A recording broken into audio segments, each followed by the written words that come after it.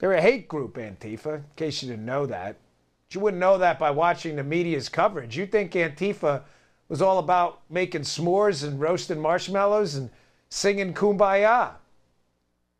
You know what bothers me about the coverage of this rally in D.C. and this counter-protest? Think about this, right? Some people showed up for this Unite the Right rally, which, by the way, has nothing to do with the right.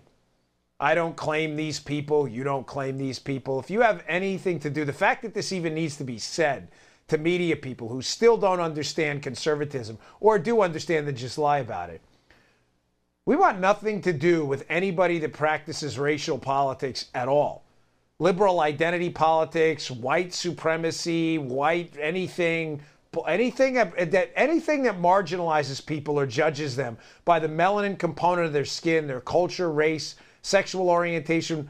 That's not part of our politics. I don't know where you get that from other than lying to try to insult conservatives because you know it's the most disgusting thing you can say about them. So these people that showed up in Washington, D.C. for this Unite the Right rally have nothing to do with the right at all. So 20 people show up, but a bunch of Antifa. Now the reason I bring that up, I want to be clear on this, is because conservatives, good conservatives, Republicans and libertarians have disavowed this stuff endlessly. Endlessly. And we only do it because the media keeps bringing it up because they lie about who conservatives are. We have zero problem doing that. I just did it. You need me to do it again? We roundly disavow any of this nonsense. We judge people by who they are, not what they look like, not what religion they practice, not their sexual behaviors, orientation, anything like that. We do that. We have no problem calling those people out. Why does the left and the media have such a hard time calling out the bad players who actually do claim some of their ideology on the left? Why? You think I'm making this up? Play some of this video. You know what? Before we get to, I was going to play Cuomo, but play the video first of some of the Antifa people at this rally and how the media seems to always run some kind of interference. They'll call someone out, but there's always a caveat. There's no caveat on the right. You claim any kind of racial politics, racial identity politics, you have no place here at all.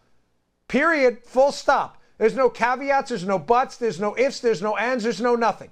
Do not claim our conservative ideology. We believe in big R rights granted by God because you are a human being, not some identifying characteristic. That is it.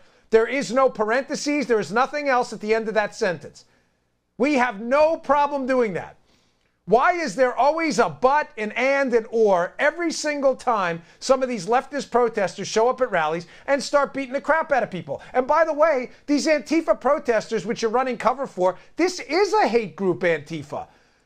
The most dangerous place on earth for media people running interference for Antifa is at an Antifa rally. I said today, dear media folks, I know I said I'd get to the video, but give me a second on this because I'm really PO'd about this. Dear media folks, keep your head on a swivel around they call Antifa anti-hate groups. That's ridiculous.